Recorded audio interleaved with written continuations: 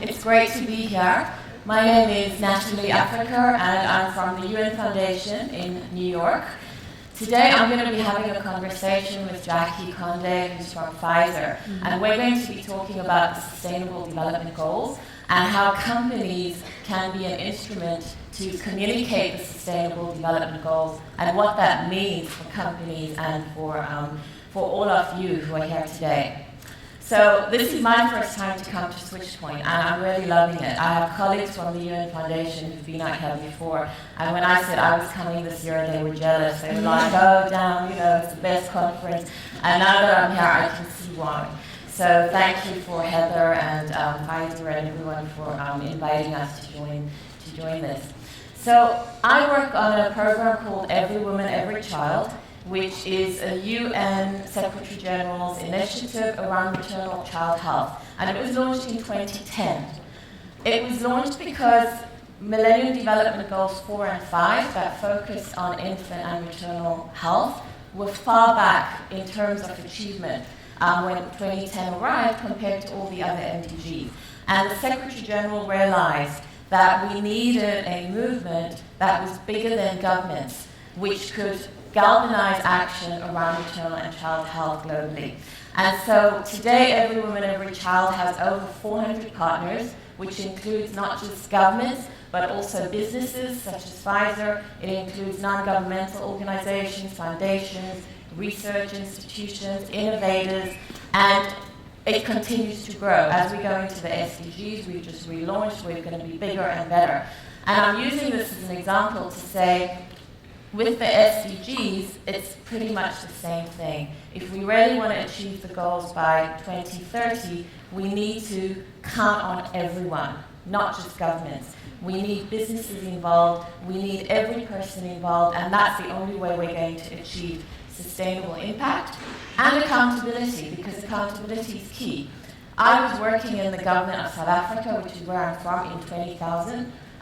When in 2000, when the goals were adopted. But I can tell you, even though I worked in government, I didn't hear anything about the Millennium Development Goals. It was only many years later, that people started talking about them. And with the SDGs, we want it to be different, because the more we have citizen engagement, the more people know about them, the more everyone says, how can I be involved? That's the way we'll create some accountability and ownership. So that's what we're going to talk about today. And now I'm going to hand over to Jackie, and I'm going to ask Jackie to start off by introducing yourself and tell us what you do at Pfizer. Sure. Thanks, Natalie. Again, my name is Jaqueline Conde, and I work in Pfizer's Corporate Responsibility Group. So my day-to-day job involves managing relationships with global institutions. So that entails the World Health Organization, the UN Foundation, and NGOs, and basically organizations that are focused on advancing the global health agenda. Okay, fantastic. And tell me why, as a global company, Pfizer is known for producing pharmaceuticals, vaccines, drugs. Why, as a company, is Pfizer taking the SDGs seriously? Yeah, Natalie, as you mentioned before, the shift between the MDGs and the SDGs, and one thing that we've seen and continue to see is this emphasis on health. As a healthcare company, as a pharmaceutical company, we remain committed to advancing, therapies that can change people's lives, across the globe in developing and developed markets. And I think what inspires us about the SDGs is that we still have that ability to further our commitments and identify gaps in perhaps some of our resources, our technology, or even our partnerships to do more. Great. So you see this as something that's not just a CSR or philanthropic activity, but that's linked to your core business. Correct, right. So we like to think about corporate responsibility as, our license to operate. It's what provides us with that ability to work with our business, develop those strategies that we have in place to make sure that we're meeting the needs of people everywhere.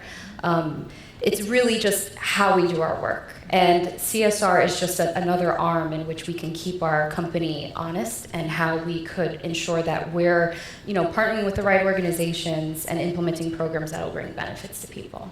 Okay, great. So what we're going to do now is show you how Pfizer has used its actual physical space in New York to communicate the SDGs to a wider audience. So, Jackie? Sure.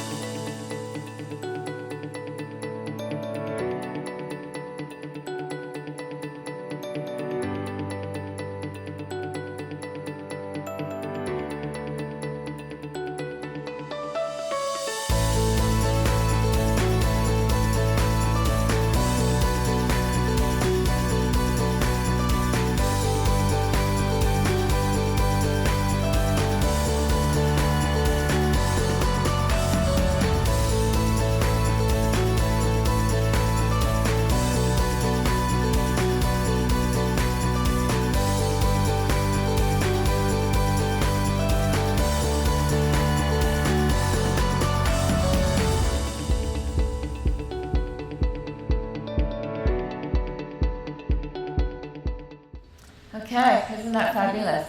So I want to ask Jackie a few more questions about the campaign now so you can understand how it evolved within Pfizer. So Jackie, why did Pfizer decide to mount this SDG campaign using your physical space in New York? Sure. So because healthcare is important and it's at the core of what we do, we really believe that goal number 3, focused around health, is really critical to accomplishing all of the SDGs. You know, without health, you can't, send your children to school if they're not healthy every day.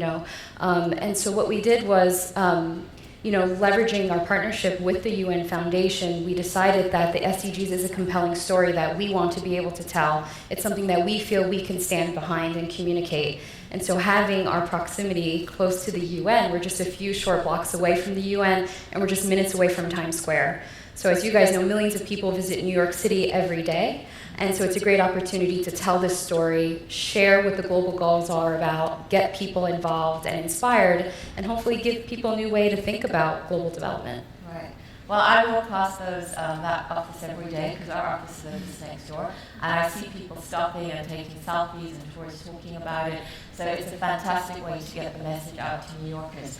And Jackie, tell us how your employees and other stakeholders at Pfizer have responded to the campaign. Sure. Our employees have been so excited. They walk into work every day, and it's a constant reminder of the work that we do.